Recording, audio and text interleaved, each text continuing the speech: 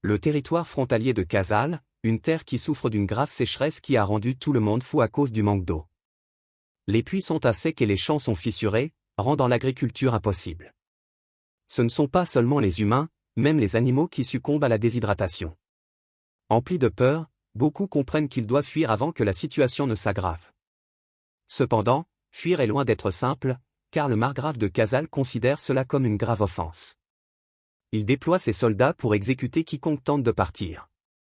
Un soldat s'approche et tranche impitoyablement la gorge d'un homme, provoquant la dispersion des villageois terrifiés. Parmi eux, un petit enfant tente de s'échapper mais trébuche et tombe. Il se retourne, les yeux emplis de peur, suppliant désespérément que quelqu'un vienne le sauver. Le soldat lève cependant son épée et exécute l'enfant sur place. Le fils du margrave, Clay, est un puissant magicien dont on raconte qu'il aurait dans les veines le sang des rois divins. Avec une expression agacée, il réprimande les villageois en leur disant « Même les bêtes rendent l'appareil ». Il leur demande s'ils comprennent pourquoi ils sont encore en vie, attribuant leur survie à la grâce de ceux qui ont le sang divin. Pourtant, malgré cela, ils ont osé fuir simplement parce qu'ils n'avaient pas plu depuis un moment.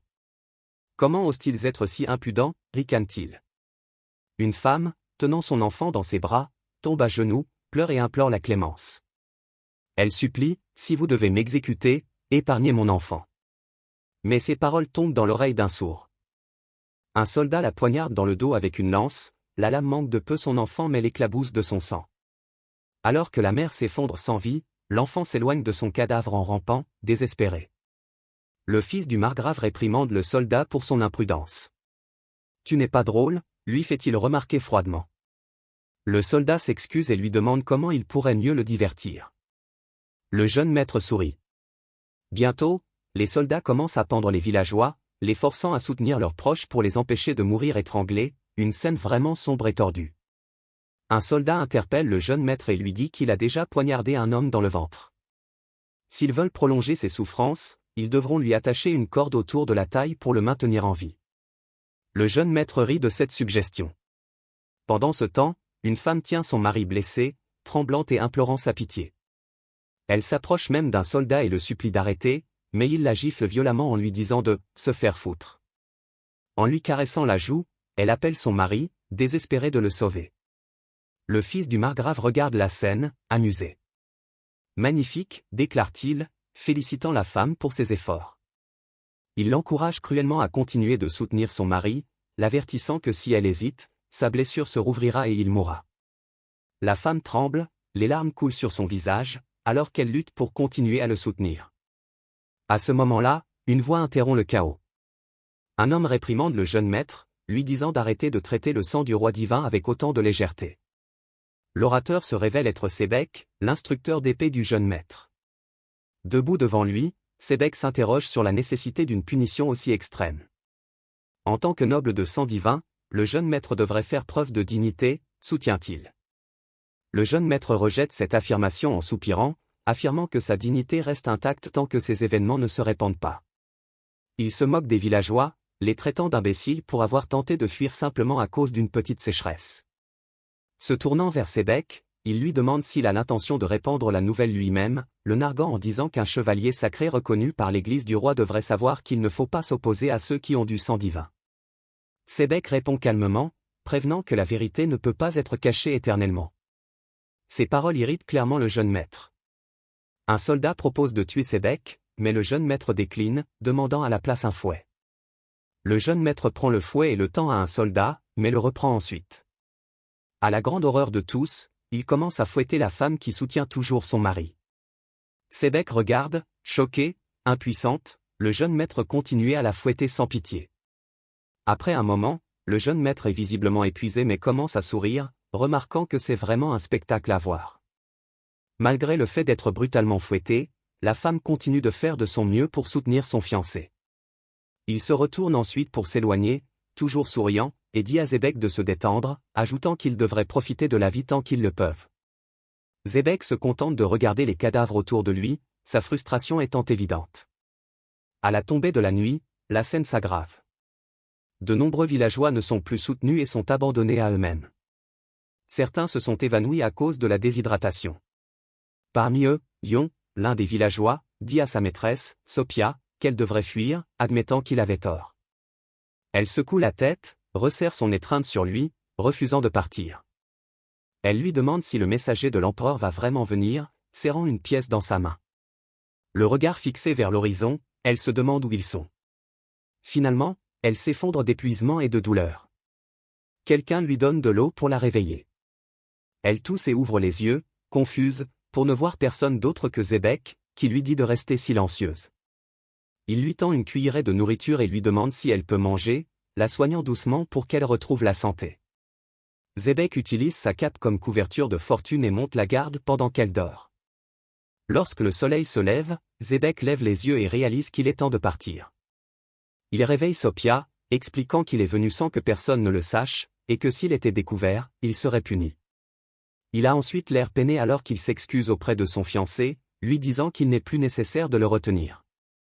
Sophia regarde Zébek avec terreur alors qu'il révèle que son fiancé a été soutenu à l'aide d'un bâton. Elle renverse le bâton, le surprenant, et lutte pour s'accrocher au corps sans vie de son fiancé. En larmes, Sophia demande à Zébek son nom, disant qu'elle informera le clan Hérald de l'épargner à leur arrivée. Ces paroles semblent légèrement mettre Zébek en colère. Il lui demande si elle parle des tueurs de sanctité et les appelle des hérétiques sans âme, se demandant si elle les a vraiment contactés. Elle hoche la tête en signe de confirmation. Zébek admet qu'il ne sait pas s'ils existent, mais même s'ils existent, le jeune maître a 20 soldats bien armés sous ses ordres, dont Zébek lui-même. Il ajoute que Koel, le jeune maître, porte également le sang puissant des rois divins. Sophia insiste sur le fait que le clan des héros viendra parce qu'ils sont des magiciens capables de tuer même ceux qui ont du sang divin. Elle explique que le clan a gagné le titre de « tueur de sainteté » après avoir tué des rois qui portaient du sang divin. Zébek secoue la tête, lui disant qu'elle n'est pas dans le bon état d'esprit, une conséquence de son traumatisme. Il se présente formellement en disant « Je suis Zébek, un chevalier sacré de l'église du roi ». Il précise qu'il ne lui dit pas son nom pour plaider pour sa vie mais pour qu'elle puisse s'en souvenir si les héros viennent. Il jure de les combattre de toutes ses forces. Zébek dit à Sophia qu'il reviendra la nuit pour voir comment elle va. Alors qu'il part, ses yeux restent bouleversés, mais elle se reprend. En regardant le symbole du clan Hérald, elle se murmure qu'elle n'a plus besoin de tenir que 2 jours de plus. Le récit revient à une époque antérieure à la sécheresse. Yon offre un cadeau à Sophia, une pièce d'or portant la marque de l'empereur. Sophia lui demande si elle est liée au clan des héros. Yon explique que son père lui a un jour raconté une histoire sur le clan, les décrivant comme des êtres sans âme. Yon confirme cela et explique que la pièce peut invoquer les héros en cas d'urgence grave. Il l'avertit cependant que posséder la pièce est dangereux, car l'église du roi l'exécuterait si elle le découvrait. Il l'embrasse sur la joue, la troublant. Sophia demande pourquoi il lui donnerait un cadeau aussi périlleux, et Yon répond que c'est pour les urgences, même s'il espère qu'elle n'aura jamais besoin de l'utiliser. L'histoire revient au présent, où Sophia est assise près du cadavre de son fiancé, déterminée à endurer. Alors que les mouches commencent à se rassembler, elle reste déterminée, se disant qu'un seul jour de plus est tout ce dont elle a besoin. Elle lève les yeux vers le soleil, se rassurant que tout ira bien si elle y parvient. Mais sa vision se brouille et elle s'effondre de déshydratation. Sophia meurt, toujours déterminée jusqu'à la fin. La scène se déplace vers un avant-poste où les soldats, fraîchement sortis du massacre du village, se nettoient. Zébek lève les yeux vers le soleil, commentant la chaleur inhabituelle qu'il fait.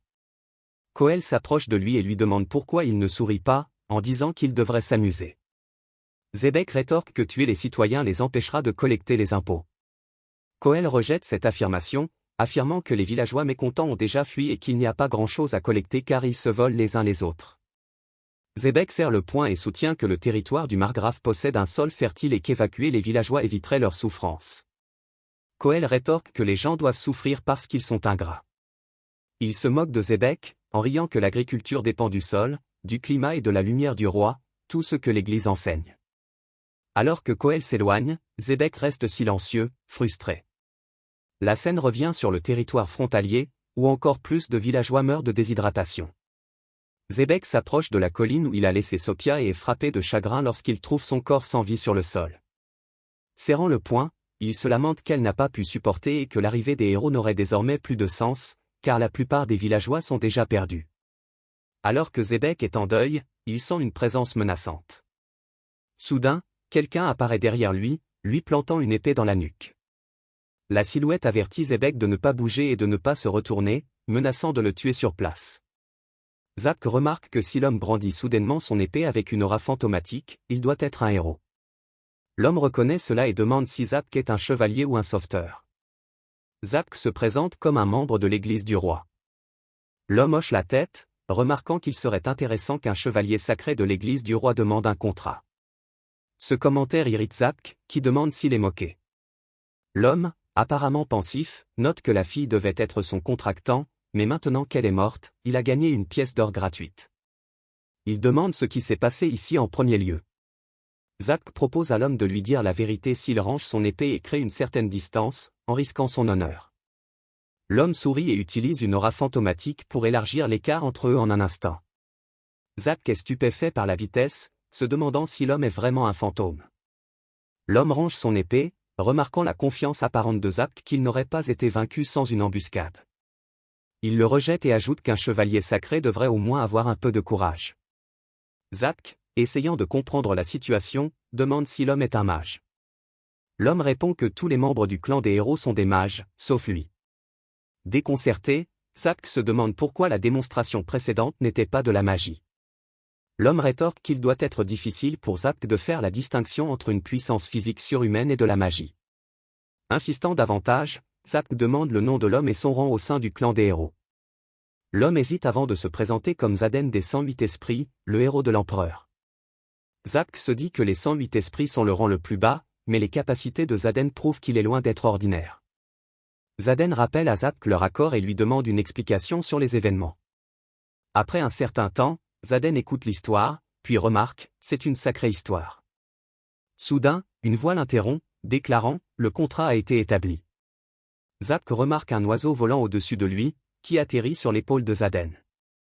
À la surprise de Zapk, le hibou parle, déclarant que Zaden a gagné des pièces gratuites grâce à la mort du demandeur et l'exhortant à passer à sa prochaine mission. En claquant la langue, Zaden commence à partir, mais Zapk l'arrête, lui demandant s'il compte s'en aller après avoir réclamé sa récompense. Zaden rétorque, demandant si Zapk veut vraiment que la demande soit satisfaite, car cela ne ferait que causer plus de souffrance à son maître. En colère, Zapk traite Zaden de « sans âme », dégaine sa lame et la pointe sur lui. Il jure de le vaincre ici et maintenant. Zaden trouve la menace amusante, remarquant à quel point il est pitoyable que Zapk ne sorte sa lame qu'à présent après être resté silencieux face à tant d'injustice. Il demande alors si Zapk est en colère contre lui ou contre lui-même pour avoir tourné le dos aux atrocités dont il a été témoin. Zapk rétorque brusquement qu'il peut comprendre ce que Zaden peut bien comprendre. En réponse, Zaden change de sujet et demande à Zapk s'il connaît les constellations du ciel nocturne et comment elles ont des significations différentes pour différentes personnes. Déconcerté, Zapk demande pourquoi cela est pertinent. Zaden explique que la perspective façonne la perception, ce que certains voient comme un protagoniste d'un mythe, d'autres le perçoivent comme une faible lumière vacillante dans l'obscurité. De même, la vue de la souffrance des villageois pourrait avoir des significations différentes pour Zapk par rapport aux autres soldats. Alors que Zaden touche le cadavre de Yon, Zapk baisse son épée, admettant que son incapacité à agir est due à sa propre impuissance. Rempli de regrets, il fixe son reflet dans la lame, réaffirmant son devoir de chevalier de l'église du roi de vénérer ceux de la lignée du roi divin. Zaden, remarquant l'agitation de Zapk, lui assure qu'il ne souhaite pas se battre. Si Zapk a vraiment pitié de la jeune fille, déclare Zaden, alors son épée n'est pas son ennemi. Zaden coupe les cordes de Yon et ramasse le cadavre de Sophia, demandant à Zapk une pelle. Lorsque Zapk s'interroge sur ses intentions, Zaden dit qu'il prévoit de les enterrer. Zapk l'avertit qu'en enterrant les cadavres, cela remettrait directement en cause les ordres de Koel, car ils ont été laissés suspendus comme moyen de dissuasion. Zaden hausse les épaules et commence à creuser avec ses mains. Voyant cela, Zapk se décide et enfonce sa lame dans le sol, rejoignant Zaden pour creuser des tombes pour Sophia et Yon. Ensemble, ils enterrent les corps, marquant les tombes avec de petites croix. Après une brève prière, Zaden demande à l'archange de la sagesse, du courage et de la miséricorde de guider leurs âmes. Zapk, curieux, demande pourquoi un membre du clan des héros utiliserait une prière de l'ordre des sauveurs. Zaden répond qu'il admire simplement leur idéologie. Zapk se moque, qualifiant Zaden d'imprudent pour avoir abandonné le destin de son clan pour suivre une foi hérétique. Zaden répond que s'il ne défend pas ce qu'il croit être juste, alors sa naissance n'aurait aucun sens. Leur conversation est interrompue lorsque Zaden sent quelqu'un approcher. Il prépare son arc et identifie les nouveaux venus, il s'agit de Koel et de ses soldats. Koel ricane, se moquant de Zapk pour son attachement apparent à la fermière. Il se moque des intentions de Zapk, affirmant que même avec 20 soldats lourdement armés à ses côtés, il n'y a aucun espoir de victoire. Alors que Koel exige de savoir qui est Zaden, ce dernier bande silencieusement son arc et décoche une flèche. Elle frappe un soldat à l'autre bout de la formation, le touchant directement à l'œil. L'homme hurle de douleur, se tenant le visage. Zapk, abasourdi, reconnaît la précision du tir de Zaden, même dans des circonstances aussi désastreuses. Zaden prépare alors une autre flèche, la décochant alors qu'elle vole droit vers les soldats. Cette fois, les soldats lèvent rapidement leur bouclier pour la bloquer. L'un des soldats soulève légèrement son bouclier, mais ressent une vive douleur à l'aine. Il laisse tomber son bouclier, qui s'écrase au sol, et s'effondre à genoux, criant d'agonie. La flèche a transpercé le bouclier et touché son artère fémorale, le faisant saigner presque instantanément, une façon brutale de mourir. Les soldats commencent à paniquer, et même Zebek remarque que la flèche a transpercé le bouclier et s'est courbée comme un serpent. Zaden, poursuivant la conversation, répond à la question précédente de Zebek sur l'ordre des sauveurs. Il explique que ce qu'il admire, c'est la croyance selon laquelle la valeur d'une personne est déterminée par ses croyances et ses actions, et non par sa naissance. Il ajoute que quelqu'un né avec le sang du roi divin qui viole et massacre son peuple ne peut pas vraiment être qualifié de noble. Koel devient visiblement enragé alors que Zaden prépare son arc, visant directement sur lui. Koel hurle furieusement, demandant ce qu'un simple roturier pourrait bien comprendre, sa voix résonnant de rage. Se tournant vers Zebek, il hurle un ordre, tuez ce bâtard immédiatement. Mais avant que Zebek ne puisse agir, Zaden saute dans les airs, le clair de lune encadrant sa silhouette. Les soldats en contrebas lèvent les yeux avec horreur, anticipant leur sort. Zaden tire une flèche en plein vol, frappant l'un des soldats à l'œil. Sans hésitation, il enfile 2 autres flèches et tire un double coup, touchant 2 autres soldats. Alors qu'il descend, les soldats préparent leurs lances, mais Zaden s'en sert comme point d'appui pour se propulser vers le haut. Dans une manœuvre époustouflante, il tire 3 flèches à la fois, neutralisant 3 autres soldats. Une flèche perdue effleure le visage de Koel, le laissant secouer. Koel remarque que malgré le chaos, aucun des soldats blessés n'est mort, à l'exception du malheureux blessé Allen. Réalisant que Zaden est en train de neutraliser délibérément ses hommes, Koel commence à ressentir un sentiment de terreur. Zaden libère soudain son aura fantomatique, s'enveloppant d'un voile qui lui permet de frapper en étant caché. Un par un, les soldats sont neutralisés. Il apparaît directement derrière Koel et se présente comme un héros. Koel se retourne, le visage pâle de peur, réalisant que Zaden est sans âme. Alors que Zaden cherche une autre flèche, il découvre que son carquois est vide. Koel, saisissant l'occasion, ordonne à ses soldats restants d'attaquer. Cependant, Zaden démonte son arc, l'enroule autour de sa taille et désarme l'un des soldats, prenant leur épée. Il déclare, « Si vous êtes assez courageux, avancez et combattez-moi. » Les soldats hésitent, leur peur est évidente, et Zaden en profite pour poignarder l'un d'eux. Il le regarde avec horreur castrer le soldat, les laissant complètement terrifiés. Le champ de bataille devient une scène macabre de sang et de chaos tandis que Zaden neutralise méthodiquement ses ennemis. Koel, réalisant qu'il est surpassé, utilise un sort qui émet une lumière jaune aveuglante, désorientant momentanément tout le monde. Alors que la lumière s'estompe, Koel, tenant son aine, remarque Zaden debout au-dessus de lui. Zaden n'avait pas été affecté par le sort. Koel se met à pleurer, implorant la pitié, offrant de la richesse, des femmes ou tout ce que Zaden désire. Mais Zaden reste stoïque, se faisant appeler le tueur de sainteté et rappelant à Koel ce que signifie être un héros. Zaden dit à Koel que les gens comme lui, qui font souffrir les autres, méritent d'être punis. Avec une précision délibérée, il crève les yeux de Koel, le laissant hurler de douleur avant de s'évanouir de douleur. Zaden fait remarquer que Koel devra désormais regarder la vie différemment et déclare que, entrepreneur ou non, il a respecté la loi de l'empereur. Zebek, debout à côté, dégaine son épée et déclare qu'en tant que chevalier de l'église du roi, il ne peut pas permettre à quelqu'un qui parle de la loi de l'empereur de marcher librement, peu importe la justice de ses actes. Zaden, cependant, laisse tomber son arme et déclare calmement que Zebek n'est pas comme les autres chevaliers de l'église du roi. Dérouté et en colère, Zebek demande à savoir si Zaden l'insulte. Zaden le rassure en lui expliquant qu'il le félicite. Contrairement aux autres chevaliers, qui ne sont guère plus que des vauriens exilés de chez eux en raison de conflits d'héritage, Zebek a fait preuve d'un sens de l'honneur qui le distingue. Avant que Zebek ne puisse répondre, Xaden continue en riant et demande si Zebek pourra le suivre. Zebek, confus, demande ce qu'il veut dire, mais Aden disparaît dans son aura fantomatique, laissant derrière lui les mots « Nous nous reverrons si le destin le veut ». Une fois l'aura calmée, Zebek ne voit aucune trace de lui, repérant seulement Koel allongée inconsciente sur le sol. En réfléchissant aux événements, Zebek remarque que personne n'a pu tuer Aden, le messager, et qu'au lieu de cela, ils se sont retrouvés avec des pertes permanentes. Il admet que les critiques de Xaden sur les chevaliers n'étaient pas entièrement fausses, reconnaissant que ces mêmes critiques s'appliquaient également à lui. Un petit sourire se forme sur son visage alors qu'il sent un poids se soulever de sa poitrine, sachant qu'au moins Sophia et Yon ont été correctement vengés.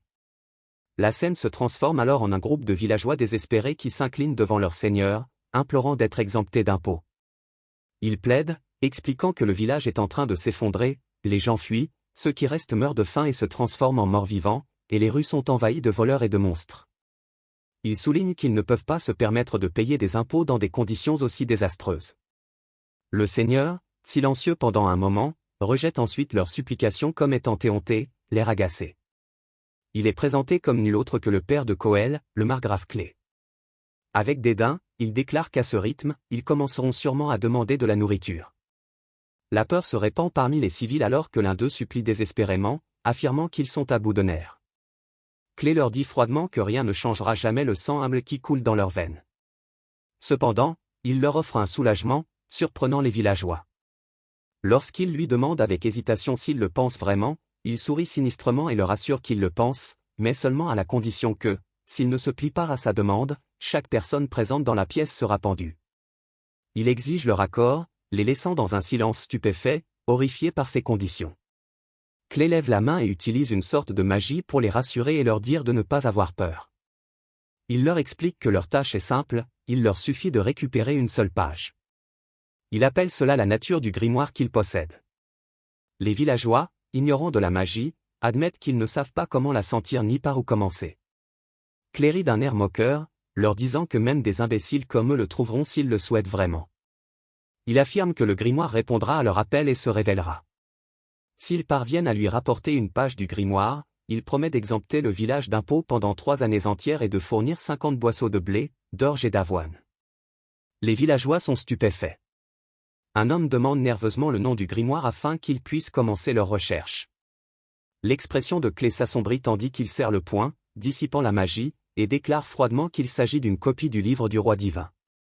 Le choc se répand dans le groupe, mais ils finissent par partir, terrifiés et déterminés.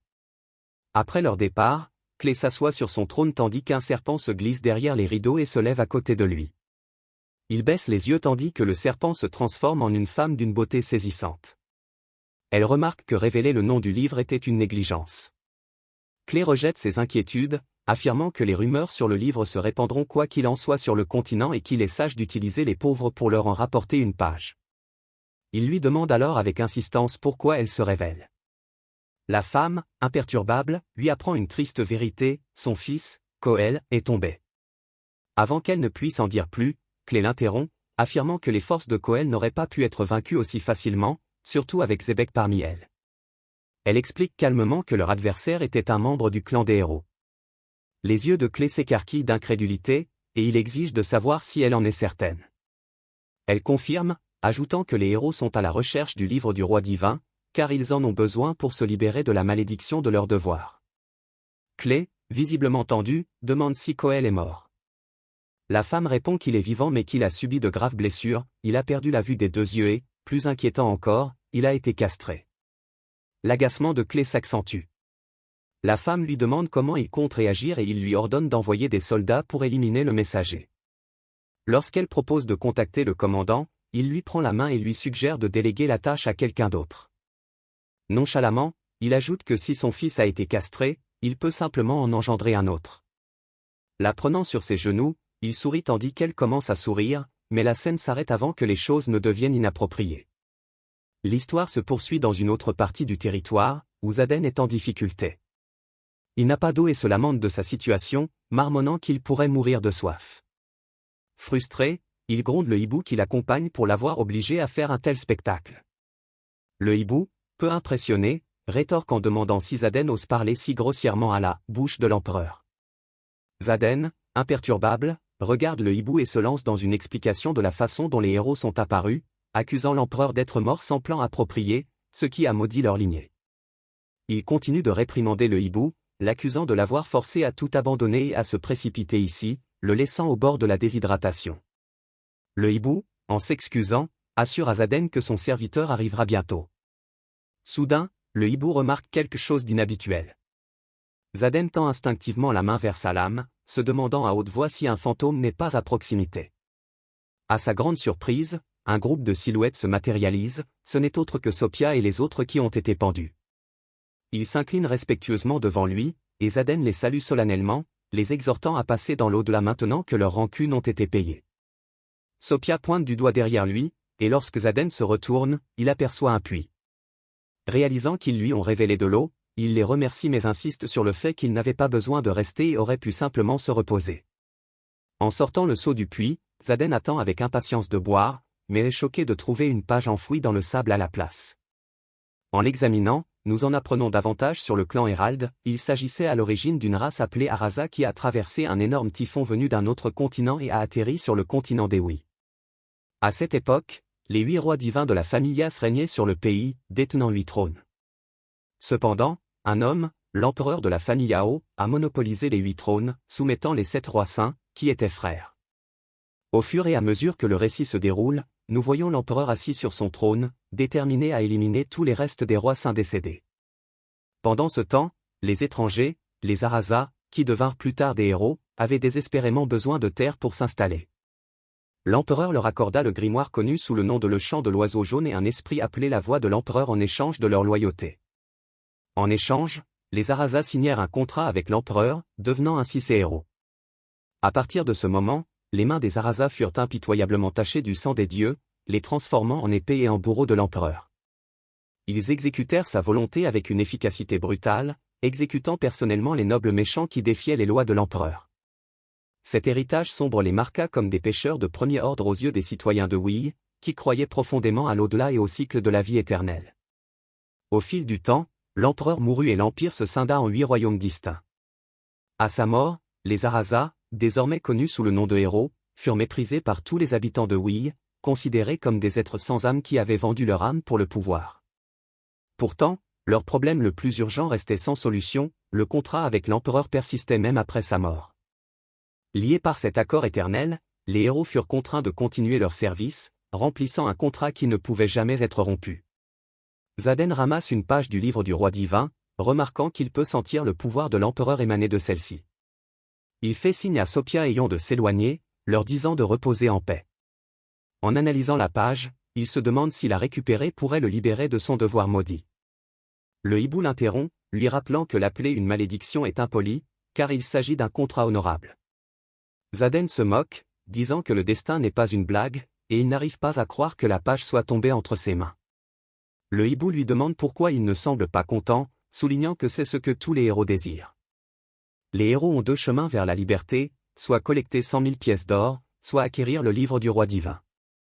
L'accomplissement de l'une ou l'autre de ces tâches les libère de la malédiction du devoir. Zaden admet que même si cela correspond à ses objectifs, il est troublé par la façon dont la nouvelle du pouvoir du livre se répand à travers le monde. Le livre du roi divin a été déchiré à l'origine par son père, et ses pages ont été dispersées pour empêcher son utilisation abusive. Alors que Zaden se promène dans le désert, une femme blonde l'observe de loin. Elle l'identifie comme le fils du pire traître du clan, se moquant de lui en le qualifiant de dénué de talent, d'impuissant et de stupide. Elle se tourne vers son compagnon et lui demande si les rumeurs selon lesquelles il serait incapable d'utiliser la magie sont vraies. L'homme confirme que Zaden ne peut pas utiliser la magie mais s'arrête avant de dire qu'il est maudit. La femme, nommée Medium, se moque encore plus de Zaden, affirmant qu'il a mouillé son lit jusqu'à l'âge de 8 ans et qu'il ne sait même pas nouer une corde d'arc. Elle doute qu'il puisse un jour remplir les devoirs d'un héros. L'homme, Ishmael, suggère qu'il fasse demi-tour, arguant qu'il n'est pas nécessaire qu'elle s'embête avec quelqu'un du rang de Zaden. L'ignorant, Medium sort une flèche, désireux de tester les compétences de Zaden. Ishmael proteste, lui rappelant qu'ils ne peuvent pas attaquer un héros. Elle rejette ses inquiétudes, décidant de retirer la pointe de la flèche pour éviter des blessures mortelles. Midium tire la flèche et se cache rapidement, se demandant si elle a atteint sa cible. Alors qu'elle jette un œil dehors, elle est frappée au front par une pierre. Xaden apparaît, accroupi, la regarde fixement et lui demande si c'est elle qui a tiré la flèche. Il révèle qu'il a attrapé la flèche dans son carquois. Midium essaie de prendre cela pour une salutation, surprise de ne pas avoir senti sa présence. Réalisant qu'il a attrapé la flèche en plein vol, elle est étonnée. Xaden demande leur nom, et Midium se présente comme un membre de la lignée Éther, tandis qu'Ishmael s'identifie comme son compagnon. Ils prétendent être des assistants envoyés pour l'aider. Xaden lâche la flèche et fait remarquer que leurs actions ne semblent guère être une aide. Midium essaie de dissimuler ses actions, affirmant qu'elle a remarqué que son carquois était vide et qu'elle pensait qu'il avait besoin de flèches. Xaden soupire, peu impressionné, et leur dit de retourner en Terre Sainte, les traitant d'enfants. Midium, irrité, rappelle à Xaden sa noble lignée, mais il la rejette, affirmant que les lignées ne signifient rien pour les héros. Il l'avertit qu'en tant que subordonnée, elle doit le respecter. Elle s'excuse à contre-Séhur, en baissant la tête. Xaden accepte ses excuses mais la met en garde de ne jamais tirer sur quelqu'un sans l'intention de tuer, car les armes ne sont pas des jouets en dehors de la Terre Sainte. En se retournant pour partir, Xaden murmure qu'il devrait rentrer, car il n'a pas besoin d'aide. Cependant, il se rend vite compte qu'il pourrait avoir besoin de leur aide et demande s'ils ont de l'eau. Midium, incapable de réprimer sa fierté, le défie en duel pour sa position de héros. Ishmael proteste, l'avertissant que Xaden est dangereux. Elle reconnaît que Xaden est plus fort et plus intelligent que les rumeurs ne le suggèrent, mais refuse de reculer, déterminé à faire ses preuves. Xaden accepte calmement son défi, notant que l'influence d'Ariel l'a clairement encouragé. Il l'avertit de considérer les conséquences si elle perd. Midium déclare avec assurance que tout ce qu'elle possède, y compris sa vie, lui appartiendra si elle est vaincue. Xaden soupire, remarquant que même si Ariel est un problème, sa sous-estimation de lui est un problème encore plus grand. Il lui conseille d'abandonner avant qu'il ne soit trop tard, soulignant qu'il n'a pas obtenu le poste de héros pour rien. Midium se retourne alors et commence à s'éloigner. Ishmael se demande ce qu'elle fait. Après un moment, elle dit « Maintenant, nous sommes à 100 pas », et défie une fois de plus Xaden. Soudain, le hibou déclare que le duel a été validé et que Xaden doit accepter le défi. Xaden et Ishmael sont tous deux stupéfaits d'entendre la voix de l'empereur. Xaden demande si c'est sérieux, tandis qu'Ishmael, terrifié, explique que la voix de l'empereur est l'esprit assigné à chaque héros. Puisqu'il s'agit désormais d'un témoin, refuser le défi est impossible, et ce n'est pas une bonne chose. Midium écarte les inquiétudes d'Ishmael, en disant qu'elle doit juste gagner. La scène se déplace vers Xaden en train d'avaler de l'eau tandis que Midium et Ishmael semblent épuisés et sales. Ishmael, un peu anxieux, réfléchit à la situation. Il note que Xaden a utilisé une technique de tir à l'arc adaptée au champ de bataille, sacrifiant la précision à la vitesse des projectiles. C'était une forme extrême de la technique Araga, car Xaden a déclenché un barrage de rochers. Midium a réagi correctement en érigeant une barrière magique, faisant dévier les rochers, mais ce n'était pas suffisant.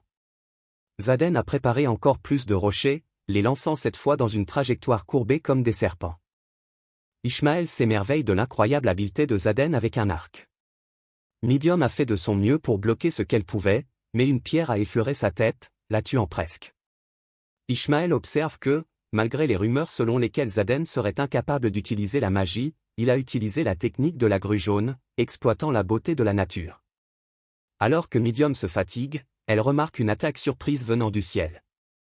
Elle l'évite et charge en avant, pensant avoir localisé la position de Xaden. Repérant un rocher, elle suppose qu'il se cache derrière. Lorsqu'elle balance sa lame, elle coupe une silhouette, avant de se dissiper dans la brume. Midium est confuse et Ishmael lui crie de se retourner. Elle pivote et lance un autre cercle magique, mais Xaden écarte rapidement sa main et la frappe. Il lui dit que c'est fini et elle est envoyée voler contre un rocher à proximité. Ishmael, furieux, hurle sur Xaden pour avoir frappé un enfant de la lignée Noest, qualifiant cela d'impardonnable. Il charge Xaden, mais le hibou intervient, déclarant le duel terminé. Puisque Midium a défié Xaden et a perdu, son destin est désormais entre ses mains. De plus, parce qu'Ishmael est intervenu, lui aussi est désormais la propriété de Xaden. Midium, humiliée et furieuse, saisit un poignard à sa taille et tente de se poignarder à la gorge.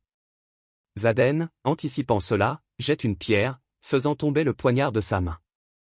Il tombe au sol et il lui dit qu'il savait qu'elle tenterait quelque chose de stupide. Elle s'effondre à genoux de désespoir. Zaden l'informe sévèrement qu'elle n'a plus le droit de mourir. Elle ne peut mourir que lorsqu'il meurt, ou lorsqu'il le lui permet. Il lui demande si elle s'est vraiment lancée dans ce duel sans connaître ses règles. Midium admet que non, ce qui la fait paraître encore plus immature et imprudente. Zaden soupire, remarquant qu'elle est une enfant intéressante, au moins. Il lance la poche d'eau à Ishmael, en disant que cela devrait suffire à leur donner une leçon et qu'il les libérera tous les deux. Ils sont choqués et lui demandent s'il est sérieux. Zaden explique qu'il veut faire comme si le duel n'avait jamais eu lieu, car l'enregistrer leur serait préjudiciable. Réalisant qu'il a raison, il reste silencieux tandis que Zaden s'éloigne à travers le désert. Cependant, il continue de le suivre. Zaden se retourne et leur dit qu'il n'a pas besoin d'esclaves et qu'il leur a déjà accordé la liberté. Il devrait retourner en Terre Sainte. Midium proteste, disant qu'il laisse partir une jeune fille aussi belle et talentueuse qu'elle, et lui demande s'il est fou. Ishmael grimace d'embarras. Zaden rétorque qu'il n'est pas sûr de la partie « belle », et que si elle était vraiment talentueuse comme Ariel, elle n'aurait pas perdu. Il ajoute que de nombreuses cultures pratiquent le mariage précoce, mais cela ne lui plaît pas. Il lui conseille de réfléchir avant de défier quelqu'un en duel et lui suggère que si elle veut se battre contre quelqu'un, elle devrait simplement l'assassiner. Ishmael remarque que Zaden parle plus que prévu mais ne semble pas tout à fait sincère dans son inquiétude. Il remarque alors que Midium rougit, à sa grande confusion. L'histoire se transforme pour expliquer le contrat de service entre l'empereur et le clan Arasa. Ce contrat, autrefois symbole de loyauté et d'honneur, s'est transformé en malédiction après la mort de l'empereur. Le clan Arasa était piégé dans un cycle de servitude sans fin jusqu'à ce que le clan Hérald intervienne dans la guerre de succession du royaume de Terrazar. Les Arasa ont remporté la victoire et obtenu une copie du livre du roi divin. Cependant, un traître notoire nommé Aer vola le livre et s'enfuit. Des hommes de son clan l'affrontèrent, exigeant qu'il lui rende le livre. Aer dispersa ses pages dans la chaîne de montagnes du monde et devint le premier à mourir de la malédiction du contrat. Ironiquement, Aer donna naissance à des jumeaux dans un corps masculin avant sa mort, Zaden et Ariel. Ariel devint le héros le plus puissant de l'histoire du clan, tandis que Zaden était considéré comme un imbécile. Midium se demande qui répand de telles rumeurs sans fondement, car Zaden n'a rien à voir avec ce qu'ils disent. Zaden se retourne alors et dit à Midium et Ishmael qu'il n'a pas l'intention de les accueillir et d'arrêter de le suivre. Midium répond qu'ils ne le suivent pas, qu'ils ont quelque chose à lui livrer, une lettre du chef régional de Sasma. Zaden, sceptique, se demande pourquoi ils lui ont envoyé quoi que ce soit, d'autant plus qu'il ne l'aime pas. En parcourant la lettre, il trouve une mention de copie du livre du roi divin qui refont surface. Il est chargé de les récupérer, et son évaluation de performance reflètera son succès. À en juger par le ton, il est clair que d'autres héros sont déjà au courant de ce développement. Adam se demande si c'est vrai et demande s'ils étaient au courant des copies du livre. Midium et Ishmael confirment tous les deux qu'ils le sont. Midium commence à dire qu'elle sait que son père a trahi le clan, mais avant qu'elle ne puisse finir, Ishmael crie et lui donne un coup de pied dans la jambe, la réduisant au silence avec ce qui ne peut être décrit que comme un « ferme la gueule pas de jutsu ».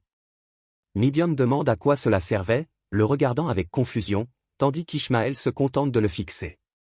Adam, imperturbable, dit qu'il ne se soucie pas de la trahison, notant que cela ne fait que confirmer qu'il n'était pas au courant des copies. Pour l'instant, il décide de se rendre à Sasma pour rencontrer le chef régional et le remercier d'avoir remis la lettre. Pauvre Ishmael. Midium déclare alors qu'il se dirige dans la même direction, alors autant le suivre. Elle propose de le tenir au courant de ce qui se passe au sein du clan en cours de route. Adam répond qu'il n'est pas propriétaire de la route, donc ils sont libres de faire ce qu'ils veulent. Elle sourit et se précipite joyeusement à ses côtés tandis qu'Ishmael soupire d'exaspération. Quelque temps plus tard, ils atteignent le bord du terrain vague, passant dans une zone herbeuse. Maintenant, ils ont même des montures. Alors qu'Adam fait la sieste, il se réveille, s'étire profondément et exhorte les autres à se lever également. Ils continuent leur voyage avec leurs montures ressemblant à des alpagas, des cerfs et des chevaux. Bientôt, Adam aperçoit une source devant lui, excitant les autres, qui remplissent avec empressement leurs poches d'eau. Adam, cependant, y va à fond, remplissant un énorme sac d'eau. Soudain, quelqu'un crie, exigeant de savoir qui leur a donné la permission de puiser de l'eau à la source. Adam répond calmement qu'il n'a pas l'intention de se battre et demande ce qu'ils veulent. L'homme, souriant d'un air menaçant, déclare qu'il les veut tous. Adam vérifie à nouveau et demande si la négociation est complètement hors de question. L'homme se moque de lui, le traitant de bavard pour un homme adulte et remettant en question son masque, demandant en plaisantant s'il est un clown. Sans hésitation, le chef ordonne à ses hommes de capturer la fille et de tuer les deux autres. La bataille se déroule hors écran, mais à en juger par les conséquences, il est clair que les bandits ont été battus à plate couture. Alors que les bandits vaincus s'inclinent et s'excusent, ils prétendent avoir été récemment enrôlés par le margrave Sel, dont les enfants ont enrôlé des gens sans discernement.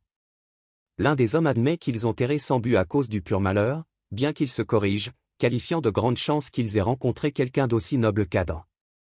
Midian soupçonne qu'il s'agit peut-être de voleurs qui cherchent des excuses, mais Adam en doute, estimant que ce n'est pas un chemin habituel pour les marchands ou les voyageurs. Midian, toujours sceptique, dit qu'il devrait simplement tuer les hommes en silence, en dégainant son épée. Adam l'arrête, affirmant qu'il ne tue pas sans raison. Surpris, Midian écoute Ishmaël affirmer que même si ces hommes sont vraiment de bonnes personnes, les laisser en vie comporte le risque de révéler leurs traces. Adam rétorque que cela ne justifie pas de les tuer pour son propre confort, et que tout le monde mérite une seconde chance. L'un des bandits, plein d'espoir, loue la noblesse d'Adam, lui promettant qu'une grande fortune lui reviendra. Adam le fait taire et l'assomme, déclarant que la pitié n'équivaut pas à l'inaction. Ishmaël observe cela, notant combien il est rare de voir quelqu'un du clan Hérald faire preuve de pitié. Plus tard, l'un des bandits blessés s'enfuit. Cependant, sa fuite est de courte durée car une créature massive ressemblant à un troll le capture. Le troll déclare joyeusement que c'était une bonne journée pour chasser, jetant l'homme dans un grand panier. Le groupe assiste à la scène horrible et Midian réalise que la décision antérieure d'Adam leur a probablement sauvé la vie. Alors qu'il s'éloigne du chaos, Midian remarque que la décision d'Adam d'épargner les hommes était inattendue mais finalement efficace, car ils ont même réussi à récupérer les armes volées. Adam réfléchit, expliquant que la compréhension des autres vient souvent d'expériences partagées, et que perdre un œil a des conséquences plus graves qu'ils ne le pensent. Pour certains, suggère-t-il, cela pourrait servir de signal d'alarme et d'occasion de se repentir. Ishmaël trouve ironique qu'un héros, connu pour sa réputation de brutalité, accorde aux autres la chance de purifier leur âme. Alors qu'ils approchent de la ville suivante, Adam révèle qu'il est troublé par ce que les bandits ont dit, le margrave Sel est à la recherche d'un exemplaire du livre du roi divin. Ishmaël spécule que Sel pourrait essayer de gravir les échelons après avoir perdu la lutte pour la succession, en utilisant potentiellement le livre comme moyen de pression. Conscient du danger, Adam décide de retirer son masque, révélant une profonde cicatrice à la place de ses yeux. Midian et Ishmaël sont tous deux stupéfaits, leur mâchoire tombant à la vue de son visage sans yeux. Quand Ishmaël lui demande comment il fait pour se passer de ses yeux, Adam lui explique qu'il est capable de « voir » depuis sa naissance, même s'il ne sait pas comment. Soudain, Midian court vers lui et hésite avant de complimenter maladroitement sa cicatrice. Déconcerté, Adam lui demande ce qu'elle veut dire, et elle lui explique que même s'il était probablement très beau avant, des cicatrices comme la sienne ajoutent un certain charme. Ishmaël la gronde pour son impolitesse, mais Adam les surprend en disant qu'elle n'est pas la première à exprimer ce sentiment. En fait, celui qui lui a infligé la blessure, Ariel, a dit quelque chose de similaire.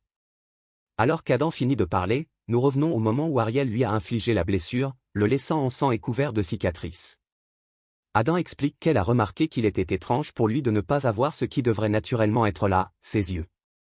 Elle a dit qu'en cicatrisant son visage, cela donnerait au moins l'impression que des yeux existaient autrefois à cet endroit.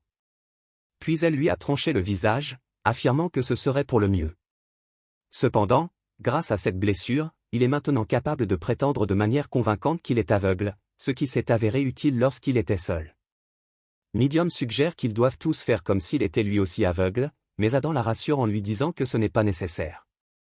Alors qu'ils avancent, ils s'approchent de la même forteresse que l'ogre avait repérée plus tôt. Cette nuit-là, ils arrivent enfin aux portes, où les gardes effectuent des inspections à l'extérieur.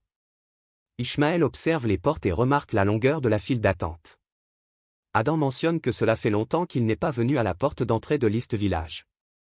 Midian ajoute que ce village marque le début de la route impériale, ce qui en fait un excellent point de départ pour leur voyage. Agacé, Adam lui répond sèchement qu'il est en pèlerinage en solo et qu'ils ne sont que des enfants qui l'accompagnent. Il remarque alors quelque chose d'étranger, se tournant vers Ishmaël, lui demande avec ses yeux de chiot si les inspections étaient aussi minutieuses la dernière fois qu'il était venu ici. Ishmaël répond que les gardes n'étaient pas aussi stricts auparavant. Midian fait remarquer que les gardes volent ouvertement les voyageurs. Adam observe et conclut qu'ils doivent chercher quelque chose. Il mentionne que s'ils inspectent si soigneusement, ils pourraient avoir une idée de ce qu'ils recherchent. L'un des hommes dans la file demande à Adam s'il ne peut pas voir. Adam confirme qu'il est aveugle et explique que les deux qui l'accompagnent dans son pèlerinage. L'homme exprime sa sympathie, disant que cela doit être difficile, mais Adam l'ignore et demande ce qui se passe. L'homme explique qu'il y a des rumeurs selon lesquelles des exemplaires du livre du roi divin seraient distribués. On dit qu'un membre du clan des héros a volé le livre et en a fait des copies, et maintenant tous les fils bâtards de s'ils les recherchent. La situation a provoqué un chaos complet. En entendant cela, Adam remarque tranquillement que cela signifie qu'il y a plus que le seul perdant qu'il a rencontré précédemment. L'homme, confus, lui demande ce qu'il veut dire, mais Adam rejette le commentaire comme étant sans importance. En privé, Adam se rend compte que ce n'est pas une bonne chose car il porte une des pages du livre, ce qui pourrait lui causer des ennuis. À proximité, un homme dont les biens sont confisqués supplie les gardes, disant qu'il a besoin de l'argent pour nourrir sa famille. Les gardes rétorquent que le livre du roi divin peut prendre de nombreuses formes, y compris de l'argent, et qu'ils le confisquent donc pour l'inspecter. Lorsque la jeune fille de l'homme intervient pour le défendre, les gardes se moquent d'elle et la menacent. Son père la tire contre lui, essayant de la protéger, mais les gardes répondent en lui donnant un coup de poing dans le ventre. La fille réconforte son père tandis que les gardes le narguent, lui disant qu'il devrait mieux élever son enfant.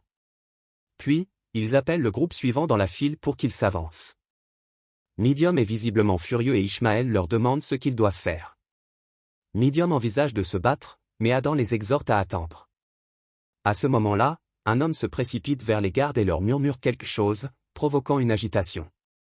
Adam, avec ses sens aiguisés, se rend compte qu'un ogre a été repéré à proximité. Il informe les autres et il regarde les gardes commencer à fermer les portes dans la panique. La foule devient frénétique, frappe aux portes et supplie qu'on la laisse entrer. Pendant ce temps, nous voyons une calèche approcher. À l'intérieur se trouve un autre des enfants bâtards de Syl, nommé Tarv. Tarv confirme que les portes ont été fermées et ordonne à ses hommes de partir avec les objets qu'ils ont confisqués, jugeant la recherche terminée. L'un des gardes proteste, arguant que les villageois ont besoin de protection contre l'ogre. Tarv rejette l'argument, déclarant avec arrogance que ceux qui restent doivent se débrouiller seuls. Il laisse le commandement de la défense à un garde hésitant avant de partir. Le sol tremble à l'approche de l'ogre et d'une horde de gobelins. De retour aux portes, les villageois sont terrifiés. L'un des aspirants bandits coincés dans le panier de l'ogre jette un œil dehors et est horrifié de voir une nuée de gobelins accompagner l'ogre. Pendant ce temps, Adam et son groupe se tiennent devant les portes fermées, impuissants alors que l'armée de l'ogre se rapproche. Conscients de la situation désastreuse, certains villageois décident de fuir. Une femme tend une lanterne à Ishmaël et l'exhorte à guider sa jeune sœur et son oncle, en toute sécurité sur la route sombre qui les attend. Ishmaël accepte, la remerciant pour son geste, tandis que Midian tape dans le dos d'Adam en riant. Adam fait remarquer que faire semblant d'être aveugle semble rendre les gens beaucoup plus gentils. Aux portes du village, juste avant leur départ, l'homme qui parle à Tarv informe tout le monde que les chevaliers et les mercenaires ont fui. Malgré cela, il exhorte ceux qui restent à protéger le village. Il appelle tous ceux qui peuvent se battre à rester et à aider, tandis que ceux qui ne le peuvent pas doivent apporter leur soutien afin que tous puissent s'échapper plus rapidement. Un homme qui a été victime d'une violente bagarre un peu plus tôt dit à sa fille, Kate, qu'il restera et se battra pour la protéger. Elle le regarde avec scepticisme et lui demande de quoi il parle puisqu'il n'est même pas capable de couper correctement une pomme. Aden observe les villageois qui ont décidé de rester et de se battre, leur détermination est évidente.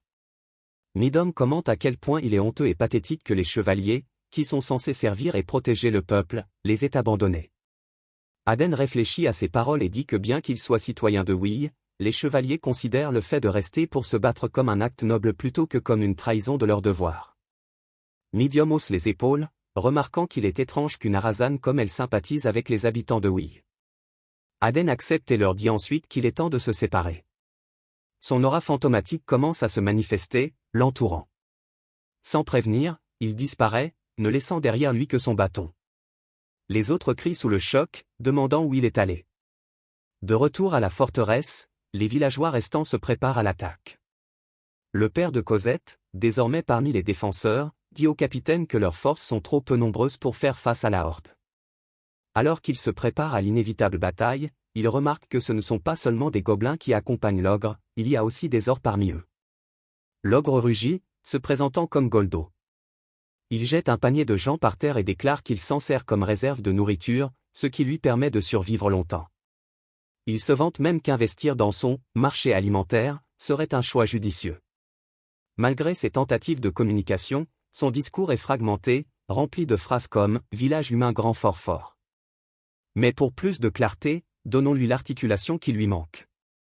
Goldo lève son pied massif et s'écrase sur le sol, déclarant qu'il emmènera avec lui autant de personnes que possible. Le capitaine identifie l'ogre comme leur chef et ordonne aux archers de tirer.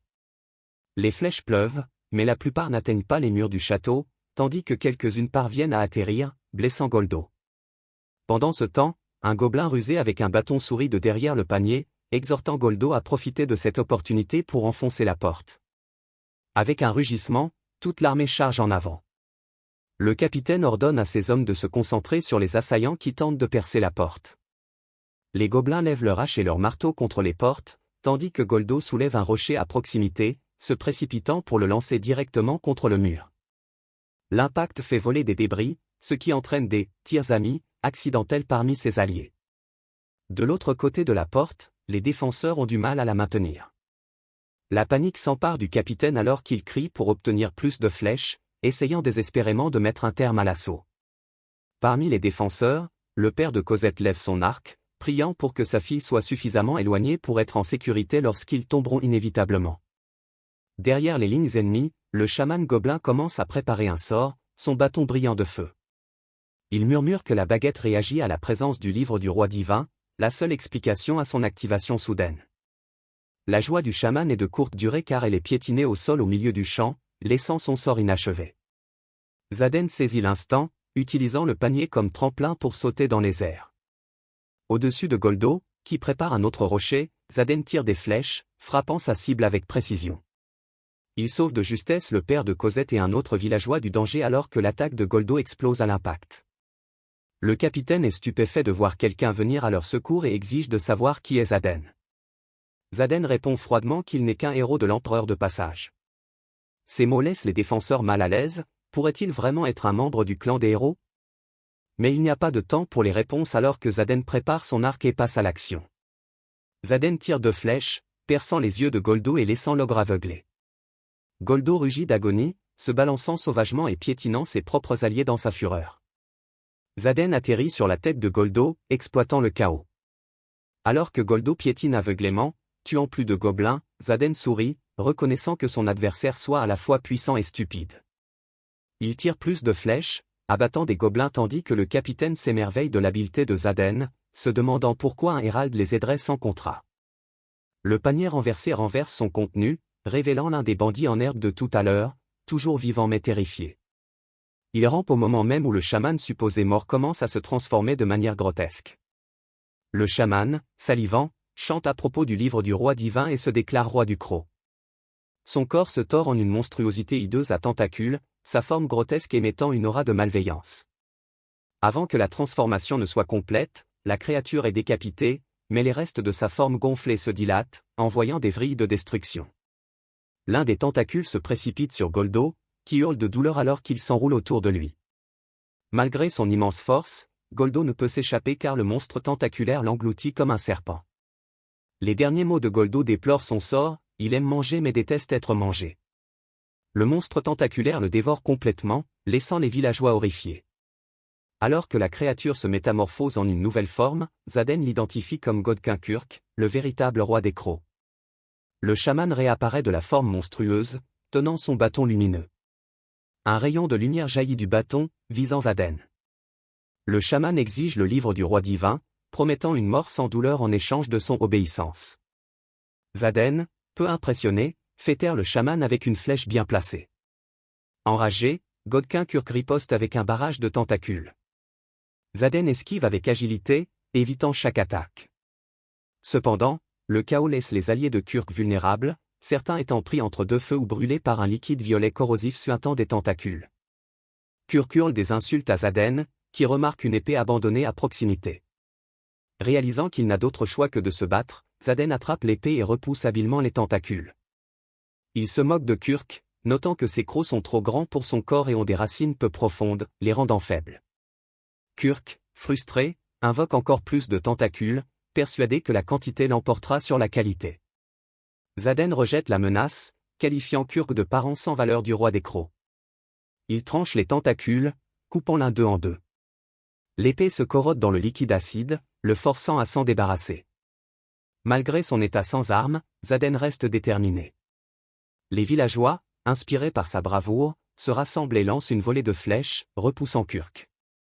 Le capitaine déclare qu'ils doivent aider le Hérald quelles qu'en soient les conséquences.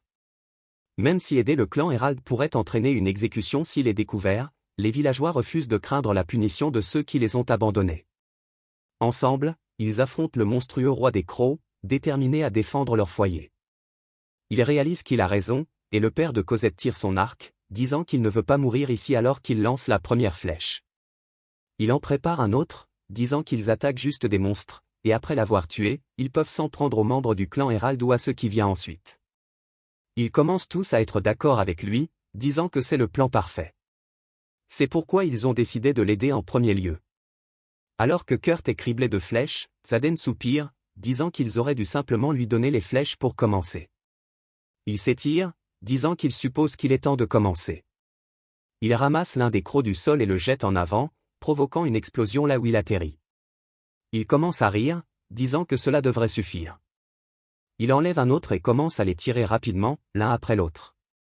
Il s'avère que c'était son plan depuis le début quand il les a coupés plus tôt. Kurt se met en colère, demande comment il ose, et Xaden demande pourquoi il est si en colère, disant qu'il ne fait que rendre ses crocs. Kurt hurle qu'il va devenir un être encore plus grand qu'il ne l'est maintenant. Xaden enlève un géant cette fois et le jette en avant, disant que Kurt comprend sûrement qu'il est un tueur de sanctité, car le croc traverse directement le crâne de Kurt. C'est brutal.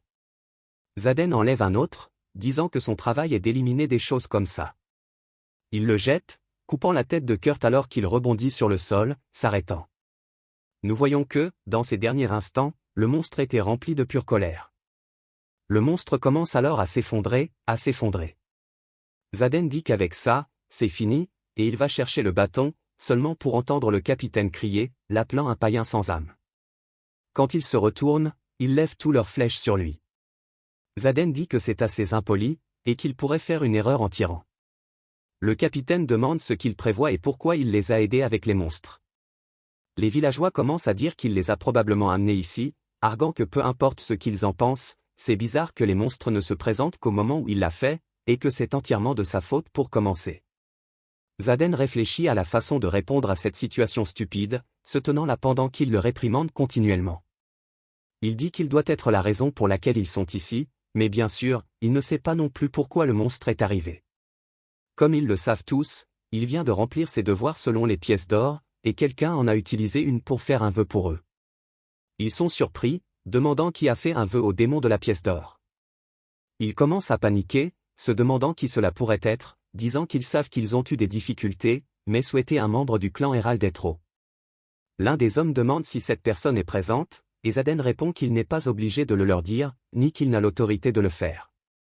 Il commence à paniquer, et il demande s'il peut partir maintenant ou s'ils vont le combattre pour l'église du roi malgré le fait qu'elle ait été attaquée par le clan des nobles bâtards et abandonnée.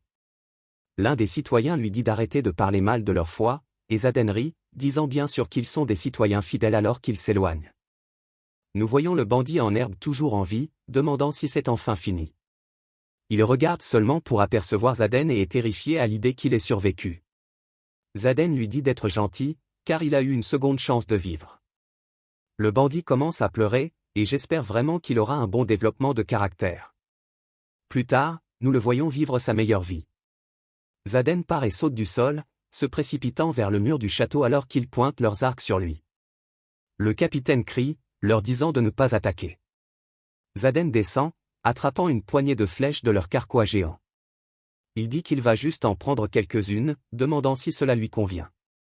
Le capitaine le remercie, et Xaden l'appelle un imbécile, disant que si la bonne personne l'avait aidé, il aurait certainement été exécuté. Mais nous le voyons sourire. De retour sur le sentier que tout le monde marchait, nous le voyons vide alors que Zaden se précipite à travers la forêt avec le hibou juste derrière lui. Le hibou demande pourquoi il leur a menti, et Zaden dit qu'ils auraient vécu dans la peur parce qu'ils se sont impliqués avec lui. Le hibou demande s'il ne leur en veut pas, car ils l'ont traité terriblement même s'il les a sauvés. Il dit au hibou que les humains sont faibles, et de toute façon, ils ont été gentils avec lui quand il faisait semblant d'être aveugle. Il mérite donc des éloges.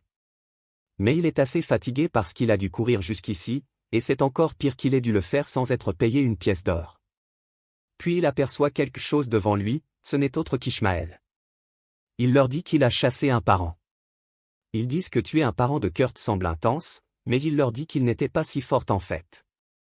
Ishmaël commence à réfléchir à la situation, disant qu'il a gaspillé son énergie sans même être payé. Zaden dit que Midium lui a dit que c'était une belle chose d'aider et de protéger les gens, et que la vie n'est pas amusante sans la bonne perspective. Midium rit en disant qu'Ishmaël n'a jamais été un gars amusant. Ishmaël se demande juste pourquoi il attrape des errants. Zaden dit que dire qu'ils sont seuls signifie que les autres évacués les ont laissés partir. Elle dit qu'ils ont essayé de les arrêter au début, mais ils leur ont dit qu'ils allaient revenir et les aider à combattre les monstres faibles. Ils leur ont même donné une torche pour qu'ils ne se perdent pas dans l'obscurité, ce qui était gentil de leur part, mais c'était seulement parce qu'ils ne savaient pas qu'ils étaient Arasa. Midium commence à dire que c'était seulement parce qu'elle est jolie, et Zaden rit, disant que c'est sûrement parce qu'elle était une enfant et pas parce qu'il la trouvait jolie. Elle dit qu'elle a 13 ans, et qu'il y a une reine dans le nord qui est déjà mariée à son âge. Zaden demande alors s'ils reconnaissent le bâton, en le lui tendant. Elle dit que ça ressemble à une baguette magique. Il leur dit que la famille Kurt l'avait. Elle dit qu'elle va devoir se concentrer très fort pour cette fois, mais elle n'a pas l'endurance nécessaire pour le faire pour le moment. Puis elle réalise quelque chose et lui demande s'il la reconnaît comme une subordonnée. Il dit qu'il peut sûrement demander une faveur à un membre de sa famille. Elle dit qu'elle veut qu'il lui rende service aussi, et il dit bien sûr, et qu'elle pourra l'inspecter demain. Il saute alors du sol, dans un arbre. Elle demande où il va, et il dit qu'il doit se dépêcher et le suivre. Elle demande pourquoi ils sont pressés, et nous voyons à nouveau les évacuer. La femme qui avait été gentille avec eux plus tôt le repère, lui demandant quand il est arrivé ici. Elle dit que les enfants le cherchaient. Il dit qu'il s'est un peu perdu, mais ce sont des enfants intelligents, donc ils le rattraperont bientôt. Plus important encore, il a entendu des cris de victoire du village.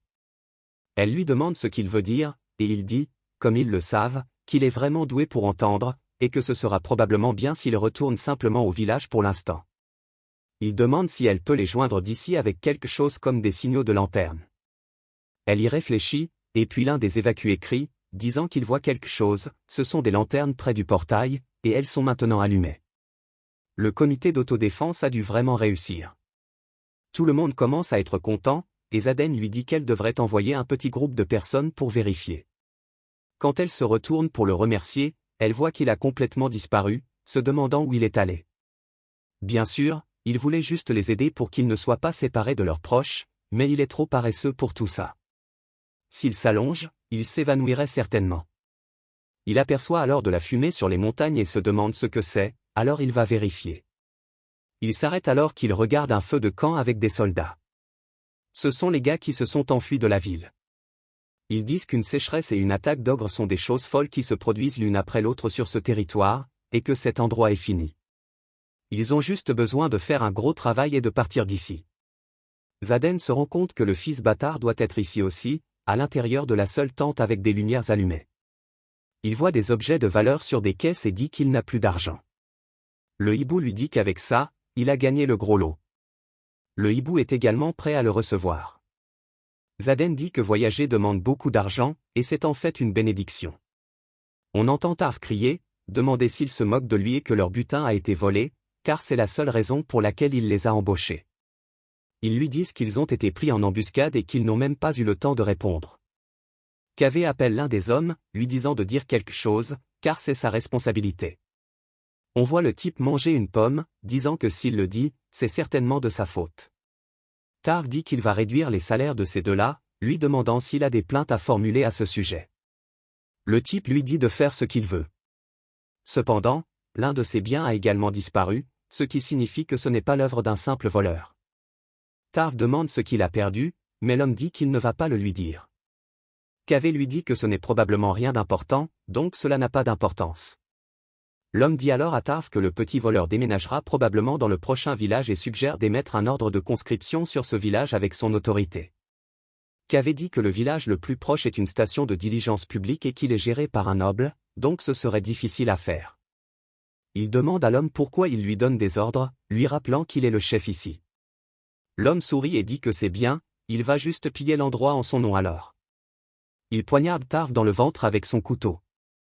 Tarv baisse les yeux, paniqué, se demandant pourquoi il ferait une chose pareille. Même ces hommes sont confus, se demandant ce qui s'est passé. Nous voyons les yeux de l'homme briller en vert, et il leur dit de ne pas s'inquiéter car le poignard était un cadeau d'une sorcière. Le poignard commence à libérer une aura violette, et il se transforme en une araignée qui creuse la peau de Tarv. Tarv commence à paniquer. Le capitaine lui dit qu'il devrait aller bien pour l'instant, et Tarv crie, lui demandant ce qu'il lui a fait. L'homme siffle alors, et Tarv ressent une douleur déchirante alors qu'il tombe au sol. L'homme lui dit de se détendre, disant que l'araignée lui a juste fait une petite piqûre, et c'est tout. Il prévient que si Tarv n'écoute pas attentivement, l'araignée commencera à pondre des œufs à l'intérieur de lui. Une fois qu'ils auront éclos, ce sera sûrement un spectacle. Kavé demande ce qu'il veut de lui, et même les autres soldats semblent inquiets de ce qu'ils doivent faire. Le capitaine pose son bras sur l'épaule de Tarv, lui disant qu'il va piller la station de la scène publique et capturer le petit rat qui lui a volé ses affaires. Kavé a l'air absolument mortifié. La scène se déplace vers Ishmael et Midiom dormant sur leur monture. Al leur dit de se lever, et nous les voyons faire exactement cela, l'écoutant. Midiom remarque quelque chose, interpelle Zaden, lui demandant pourquoi il a maintenant 2 bâtons. Zaden dit que lorsqu'il a pillé les provisions des mercenaires hier, il a trouvé le même. Pour lui, il ressemble presque à celui que la chamane Goblin utilisait, lui disant d'y jeter un œil. Ishmael le saisit, disant qu'il va le vérifier, car il pourrait être maudit. Il commence à y imprégner son mana, vérifiant les propriétés du bâton. Zaden demande ce qu'il voit. Ishmael dit qu'il y a une image mentale de vert et de noir. Zaden dit que s'il s'agissait du roi du Croc, ne devrait-il pas voir du mana rouge?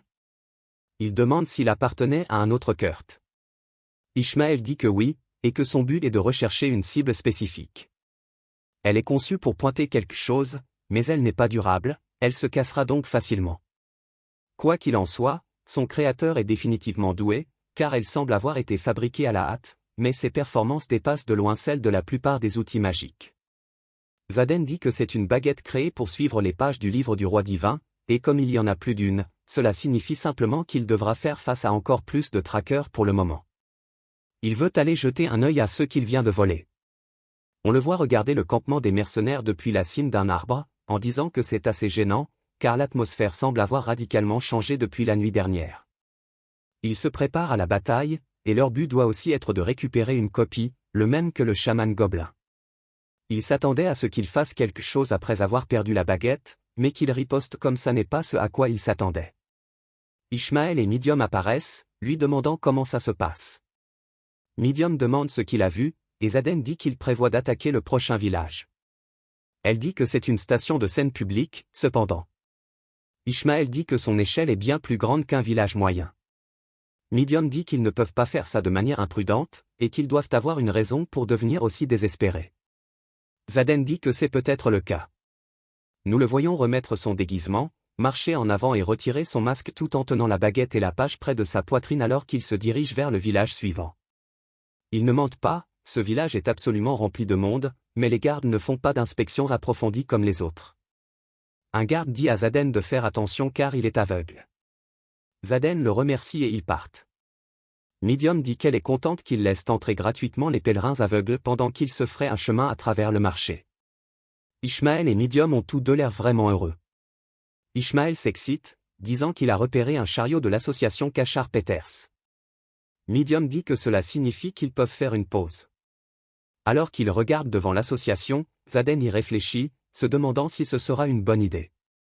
La scène se transforme en un flashback où un enfant parle à Ariel, lui demandant si elle est vraiment la plus jeune des Héraldes, mais lui rappelant qu'elle est toujours l'enfant d'un traître, donc elle ne devrait pas être prétentieuse. L'homme explique que le plus grand génie du clan, qui est devenu Hérald à l'âge de 3 ans, était ce que les adultes appelaient Ariel à l'époque. Dans sa jeunesse, il a dû apprendre la vérité à travers une cheville cassée. Mais ce n'était pas tout, Ariel était bien plus que ce que les rumeurs faisaient d'elle. Il la trouvait incroyablement jolie et ne pouvait pas la quitter des yeux. L'homme ouvre alors les yeux, se demandant ce qu'elle fait en ce moment. Il entend un bruit à l'extérieur et se demande ce que c'est. Nous revenons quelques heures en arrière, lorsque Zaden et les autres sont arrivés en ville. Ils ont réussi à rejoindre l'association des marchands ambulants de Kachar. Elle a commencé comme une petite association de marchands, mais elle s'est développée et est maintenant connue comme une grande organisation. En vérité, il s'agit d'une des organisations fantômes dirigées par le clan Hérald, autrement dit, le peuple Araza. Ainsi, tous les marchands de l'association sont les fils Araza. Nous les voyons détourner le regard de Zaden. Bien sûr, il ne l'aime pas parce que son père est un traître. Zaden dit que ce serait bien s'il pouvait se faire discret aujourd'hui. Midium et Ishmael ont tous les deux hâte de prendre un bain. Nous entendons alors des gens les appeler, leur demandant s'il s'agit vraiment de Sir Zaden du 1008 Spirit. Ils lui demandent si les 3 derniers mois où il a fait semblant d'être un héros lui ont bien servi. Il ne répond pas, et il continue de rire, se moquant de lui parce qu'il a des serviteurs. Ils disent qu'il est vraiment talentueux. Zaden leur dit que ses enfants ne sont pas ses serviteurs et qu'il a besoin d'aide pour changer les fers à cheval de la chèvre, leur demandant s'ils peuvent faire autant. Ils répondent, bien sûr, et que si c'est lui qui demande, ils en ont 2, mais le tout sur un ton très sarcastique. Zaden leur tend un sac, leur dit de l'échanger contre de l'argent et leur demande s'ils peuvent lui procurer des pointes de flèches Blue River s'ils en ont en stock. L'homme lui répond sans détour qu'il n'est devenu héros que grâce à la recommandation de l'ancien KS. Même si les procédures formelles ont été effectuées, le fait qu'il ait pris du retard dans sa formation de base n'aide pas. Il continue de se moquer de lui, disant qu'il a dû voler les objets de son sac. Zaden leur dit qu'il a besoin de vêtements de rechange, leur demandant s'il peut en emprunter et s'ils peuvent laver ceux qu'il porte. Ishmael chuchote à Midium qu'il savait que cela arriverait, mais que c'est plutôt mauvais.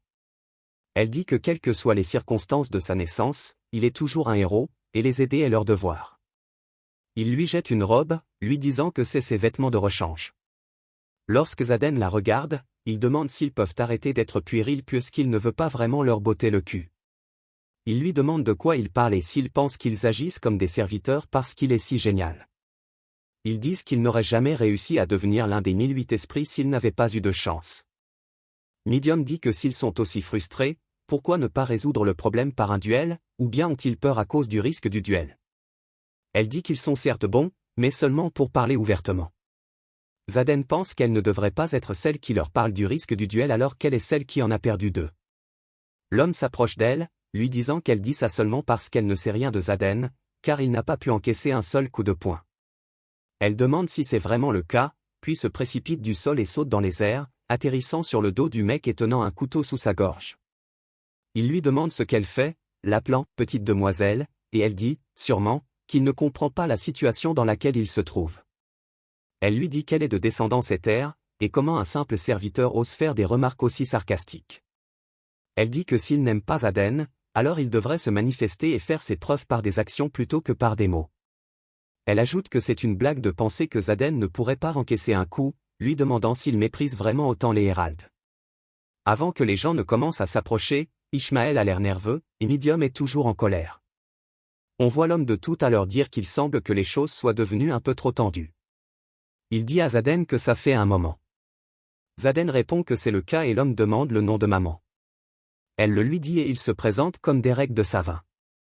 Il dit qu'il s'excusera à la place de son camarade, lui demandant si elle pouvait s'il te plaît arrêter, car il ne souhaite pas que les membres de son clan versent du sang. Elle éloigne la lame de sa gorge et descend de cheval, sautant en arrière.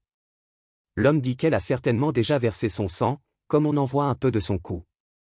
Son camarade lui dit de simplement cracher dessus. Derek les appelle et nous apprenons qu'ils s'appellent Pito et Karak.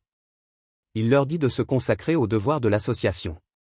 Alors que Derek passe à côté de Zaden, il lui dit de se laver et de venir, car il veut dîner ensemble. Zaden se demande pourquoi il s'embête, mais dit, bien sûr. Cette nuit-là, Zaden est de retour dans sa chambre après avoir pris un bain, disant qu'il se sent rafraîchi après s'être trempé pendant un moment. Nous voyons des cicatrices partout sur son corps. Ishmael l'appelle, lui demandant pourquoi il est resté là. Il dit que, même si c'est à cause des circonstances de sa naissance, Ariel, qui partage son sang, est vénéré, et il a entendu dire que ceux qui la défient ou font des remarques à son sujet sont immédiatement punis. Il ajoute qu'elle a sa propre façon de faire les choses. Xaden dit que c'est pourquoi il devrait se dépêcher de convaincre Medium afin qu'il puisse partir, sinon ils vieilliront comme lui. Cette nuit-là, il se dirige vers la tente de Derek, où le dîner est préparé. On voit une question qui surprend tellement Aden que sa nourriture tombe de sa cuillère. C'est Derek qui lui demande s'il a entendu parler d'Ariel. Xaden répond qu'il n'en a pas entendu parler et se demande pourquoi il lui demande encore.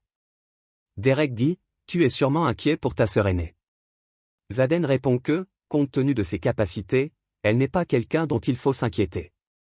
Derek dit, « C'est incroyable. Tu es venu ici, et la première chose que tu as faite a été d'attaquer les membres de l'association. » Alors qu'il tend la main vers les pommes, Derek les attrape et les éloigne. Il dit à Xaden qu'il devrait déjà commencer à parler de son travail.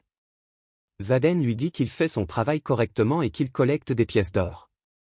Derek dit qu'il parle d'affaires et demande ce qui s'est passé avec les attaques contre les autres associations de marchands et leur contrôle. Xaden soupire et lui dit de regarder cela, lui demandant s'il a déjà vu quelque chose de semblable. Ce n'est autre que le bâton qu'il a reçu. Derek dit que c'est le cas, et que les évêques de Kurt Godkin utilisent cet outil pour rechercher la copie du livre du roi divin. C'est pourquoi Medium est ici, elle livrait une lettre du chef du district. Xaden dit qu'il est surpris que tout le monde le sache. Derek lui dit qu'il est le seul à ne pas le savoir, car il n'a pas fait ses rapports. Il ajoute qu'apporter un signe est une bonne contribution, mais qu'il aurait été préférable que Xaden apporte quelque chose en rapport avec la copie du roi divin. Xaden dit qu'il l'a fait, alors qu'il tend la main et attrape une pomme. Derek est complètement surpris et demande ce qu'il veut dire. Xaden répond que cela doit signifier que tous les autres héros sont revenus les mains vides.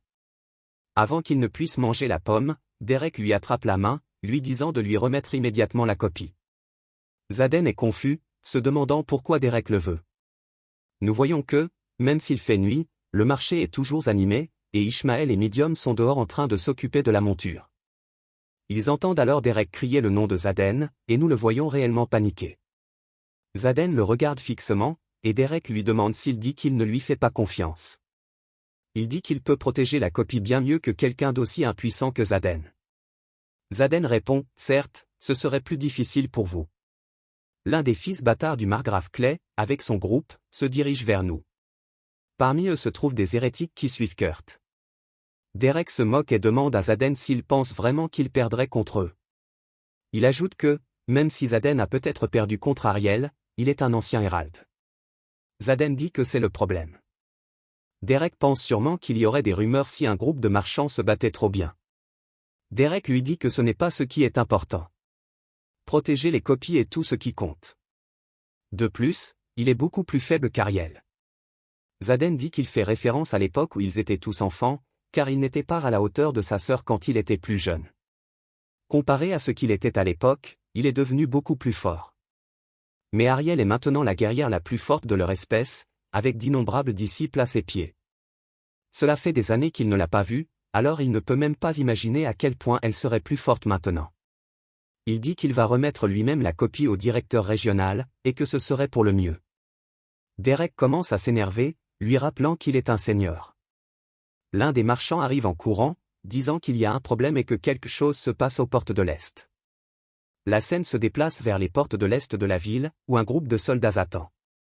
L'un d'eux est surpris de voir Tarv et ses hommes s'arrêter. Il leur dit qu'ils sont trop nombreux pour passer et suggère qu'ils campent ailleurs et reviennent demain. Tarv rit et dit aux gardes, Jean, qu'il a fait du bon travail. Il lui tend un sac d'argent, disant que c'est un signe de gratitude pour tout son dur labeur d'aujourd'hui.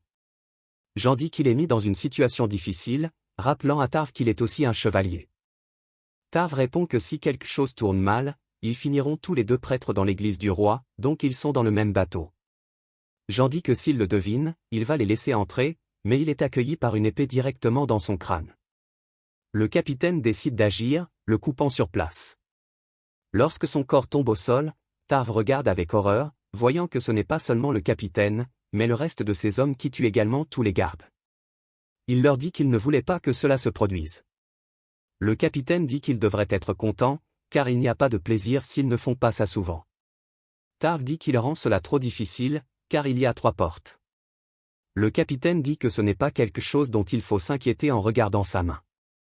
Nous voyons la chair interdite s'illuminer alors que des insectes commencent à en sortir. Tarv souffle alors sur eux, les faisant s'élever dans le vent, et ils commencent à s'attacher à tout le monde devant lui. Les araignées rampent dans leur corps comme elles l'ont fait pour Tarv, et leurs corps deviennent grotesques, pour révéler qu'ils sont maintenant des géants. Tarv dit qu'il ne peut pas croire qu'il n'a jamais réalisé qu'ils étaient des hérétiques. Le capitaine sourit, disant qu'il lui a fallu assez de temps pour s'en rendre compte, et qu'ils devraient continuer à travailler ensemble. Dans le cadre de leur entraide, il obtiendra le livre du roi divin, et Tarv se vengera. Il sourit, demandant ce que Tarv pense de son offre. Il siffle alors à nouveau, ce qui provoque la folie de l'araignée dans le ventre de Tarv, qui tombe à genoux de douleur. Les hommes du capitaine le regardent et le capitaine dit que personne n'a le droit de quitter le village à partir de maintenant. Il leur dit d'aller chercher le rat qui a volé ses affaires. On voit un homme sortir de sa maison et regarder les portes, se demandant ce qui se passe. Il s'approche et demande ce qui se passe, et on lui dit que des gens les empêchent de quitter le village. Les villageois commencent à demander pourquoi ils ne peuvent pas partir. L'un des gars, qui a été frappé par la gigantification, dit que c'est parce qu'il l'a dit. L'un des villageois dit qu'il n'a pas le droit de les arrêter et essaie de le pousser sur le côté, disant qu'il va sortir.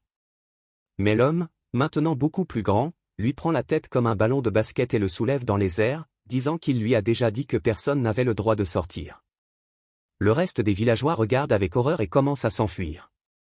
L'homme géant dit que quelque chose est étrange.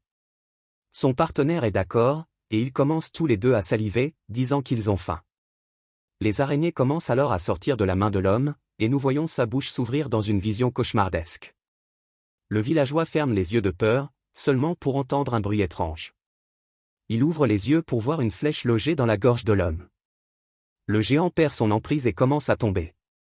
Le villageois se retourne, se demandant ce qui se passe, et même le partenaire du géant lève les yeux après avoir entendu quelque chose. Avant qu'il ne puisse réagir, il est empalé par Zaden, qui lui enfonce une lance dans l'arrière de la tête, le plantant dans le sol.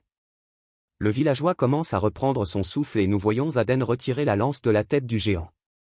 Lorsqu'il remarque qu'il y a des araignées qui rampent partout, il dit qu'elles sont subordonnées à la reine des araignées, Arthra.